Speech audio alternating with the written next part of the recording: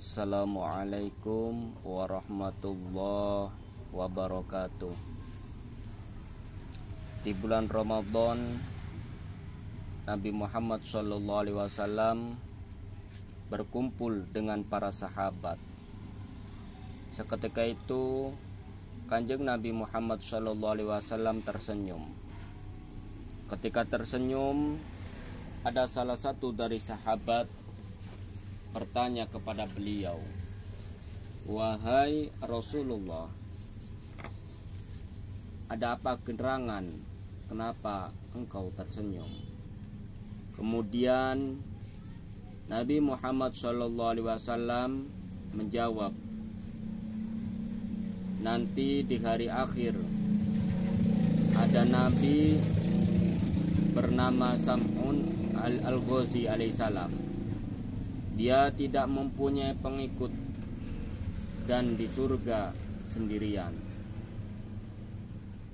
Kemudian Nabi menceritakan semasa hidupnya Nabi Sam'un alaihissalam.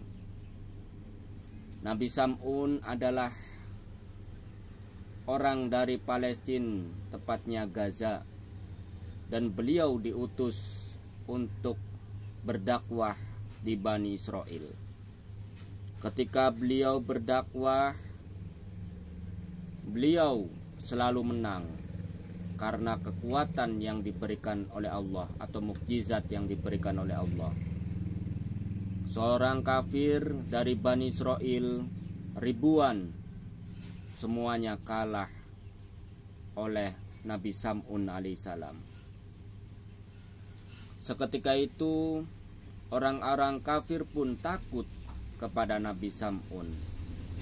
Akhirnya raja mengatur siasat dengan para penasehatnya, mengadakan sayembara. Barang siapa yang bisa menangkap Nabi Sam'un al-Ghazi, maka akan diberikan emas permata yang sangat banyak. Kemudian raja orang kafir pun menawarkan kepada istri Nabi Sam'un, kalau bisa menangkap Nabi Sam'un, maka dia akan diberi harta dan juga emas permata. Kemudian istri Nabi Sam'un pun mau menerima tawaran dari raja. Seketika itu istri Nabi Sam'un diberi tali oleh raja untuk diikatkan kepada Nabi Sam'un ketika tidur. Malam yang pertama, Nabi Sam'un tak lupa beribadah kepada Allah, sehingga akhirnya karena saking lamanya beribadah kepada Allah, istri Nabi Sam'un pun kantuk. Akhirnya dia itu gagal karena tertidur. Esok harinya istri Nabi Sam'un mendatangi raja bahwasanya dia telah gagal. Kemudian malam harinya Nabi Sam'un tak lupa beribadah. Ketika tidur, istrinya mengikat kedua tangannya dan kedua kakinya dengan tali yang diberi oleh raja. Ketika beliau Nabi Sam'un hendak beribadah, Nabi Sam'un pun bertanya pada istrinya, "Wahai istriku, siapakah yang mengikat diriku ini?" Kemudian istri Nabi Sam'un menjawab, "Saya yang mengikat dirimu, hanya ingin mengetahui betapa besar kehebatanmu." Dengan berdoa kepada Allah, tali itu pun lepas dan istri Nabi Sam'un pun gagal. Kemudian istri Nabi Sam'un mendatangi ke rumah raja, dan ketika mendatangi di rumah raja, istri Nabi Sam'un diberi rantai untuk mengikat Nabi Sam'un. Ketika pulang malam harinya, ketika Nabi Sam'un tertidur pulas, istri Nabi Sam'un mengikat kedua tangannya dan kedua kakinya dengan rantai yang diberikan oleh raja. Ketika Nabi Sam'un hendak beribadah, dia kaget. Siapa lagi yang mengikat diriku ini? Bertanya pada istrinya. Kemudian istrinya menjawab, saya yang mengikat, hanya ingin menguji kemampuan engkau. Kemudian dengan berdoa, akhirnya rantai itu pun terputus dan istri Nabi Sam'un gagal lagi. Ketika gagal, dia itu ingin mengetahui kekuatan yang dimiliki oleh suaminya, yaitu Nabi Sam'un alaihissalam. Seketika itu istri Nabi Sam'un bertanya pada Nabi Sam'un, apa kekuatan dirimu sehingga engkau sangat kuat seperti ini? Nabi Sam'un tidak mau menjawab, tapi karena istrinya selalu bertanya dan bertanya, akhirnya Nabi Sam'un pun iba terhadap istrinya, kasihan terhadap istrinya. Akhirnya dia membocorkan kekuatan yang ada pada dirinya, yang diberikan oleh Allah pada dirinya. Bahwasanya kekuatannya ada pada rambut beliau, yang mana rambut beliau itu panjangnya ketika berdiri sampai terkena tanah. Dan Nabi Sam'un ketika berperang, dia memiliki pedang yang terbuat dari rahangnya unta yang disebut dengan liha jamal. Ketika beliau lapar, maka pedang tersebut bisa mengeluarkan makanan, dan ketika beliau haus, maka pedang tersebut bisa mengeluarkan air. Sampai akhirnya ketika istrinya mengetahui kelemahan dari Nabi Sam'un, ketika beliau tertidur, istrinya pun memotong rambut Nabi Sam'un dan diikatkan kepada kedua tangannya dan kedua kakinya, hingga akhirnya Nabi Sam'un pun tidak mempunyai kekuatan. Ketika tidak mempunyai kekuatan, istrinya Nabi Sam'un pun ketakutan. Ketika ketakutan, dia mendatangi raja kafir untuk membicarakan bahwasanya Nabi Sam'un sudah tidak mempunyai kekuatan. Kemudian raja kafir beserta pengawal-pengawalnya serta orang-orang kafir berbondong-bondong mendatangi rumahnya Nabi Sam'un. Kemudian Nabi Sam'un pun diseret oleh pengawal orang kafir. Ketika diseret, dibawa di istana.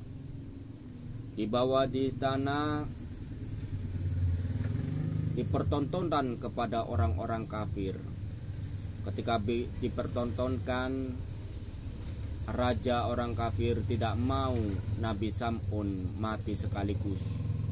Dia menyiksa beliau, Nabi Sam'un, dengan cara apa?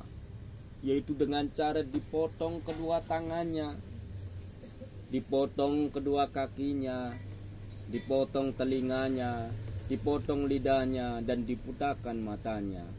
Tapi Nabi Sam'un tetap bersabar, sehingga akhirnya Allah mengutus malaikat Jibril untuk memenuhi permintaan Nabi Sam'un. Kemudian Nabi Sam'un pun meminta kepada Allah melalui malaikat Jibril agar dirinya diberi kekuatan, agar bisa merobohkan istananya orang kafir, dan juga bisa membunuh orang-orang kafir yang ada di situ. Kemudian Allah pun mengabulkan permintaannya Nabi Sam'un, sehingga akhirnya istana tersebut roboh dengan kekuatan yang diberikan oleh Allah kepada Nabi Sam'un. Ketika roboh, seluruh orang kafir dari Bani Israel meninggal, termasuk dari raja dan juga istrinya.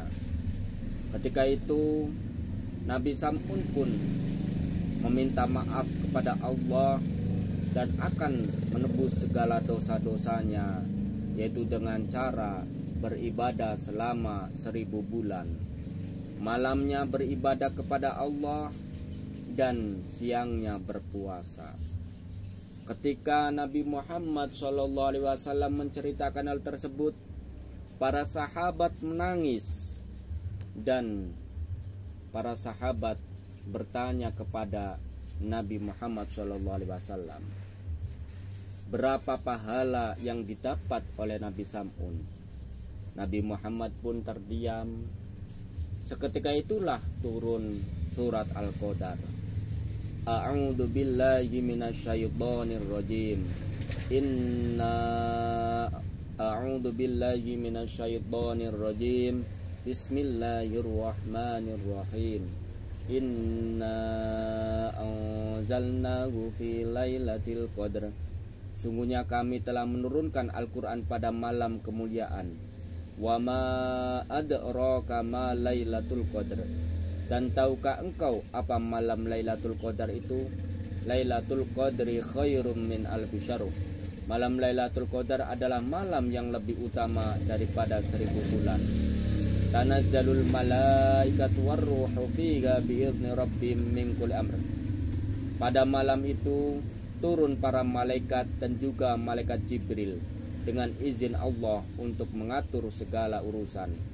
Salamun ya hatta madla'il fajar. Pada malam itu penuh kesejahteraan hingga terbitnya fajar. Dan juga barang siapa yang beribadah yang mana bersamaan dengan turunnya malam Lailatul Qadar dengan iman dan bersungguh-sungguh, maka Allah akan mengampuni dosa-dosa yang telah lewat. Sebagaimana dalam hadis Nabi, man qoma lailatal qadri imanan wa ihtisaban ghufira lahu ma taqaddama min dzambi. Barang siapa yang beribadah yang bersamaan dengan turunnya malam Lailatul Qadar dengan iman dan bersungguh-sungguh, maka dosa-dosa yang telah lewat akan diampuni oleh Allah. Malam Lailatul Qadar adalah malam di mana malam yang lebih utama dibanding 1000 bulan. Seorang yang ibadah sunnah yang bertepatan dengan malam Lailatul Qadar itu lebih utama dibanding berjihad di jalan Allah selama 1000 bulan, yaitu 83 tahun 4 bulan. Dan banyak ulama yang mengatakan bahwasanya malam Lailatul Qadar itu jatuh di 10 terakhir di bulan Ramadan, terutama di tanggal-tanggal yang ganjil. Sebagaimana dalam hadis Nabi an Aisyah radhiyallahu anha, dari Aisyah radhiyallahu anha, anna Rasulullah sallallahu alaihi wasallam, sungguhnya Rasulullah sallallahu alaihi wasallam qala, bersabda, taharrau, bersungguh-sungguh Lailatul Qadri untuk mendapatkan malam Lailatul Qadar fil witri pada tanggal yang ganjil minal ashril awakhiri di 10 terakhir min syahri Ramadan dari bulan Ramadan.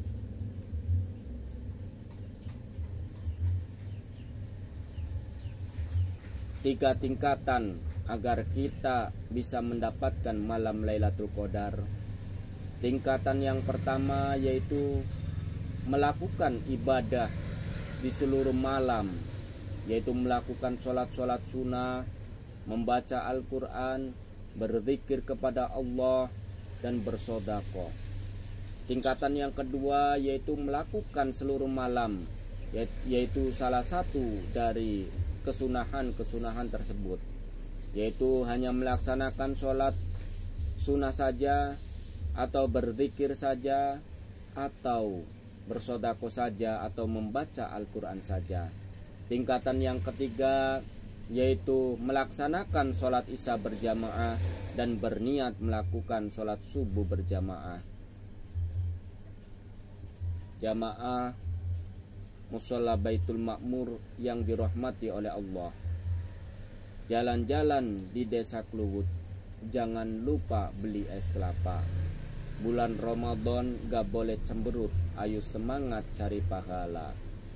Kullu bani Adam, setiap anak Adam, khotoun pasti mempunyai kesalahan.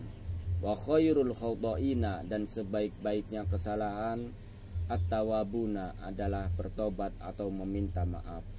Maksud hati memeluk gunung, apa daya tangan tak sampai. Itulah kemampuan kami, kurang lebihnya mohon maaf. Akhiru kalam billahi taufiq wal hidayah wa ridha wal inayah. Assalamualaikum warahmatullahi wabarakatuh.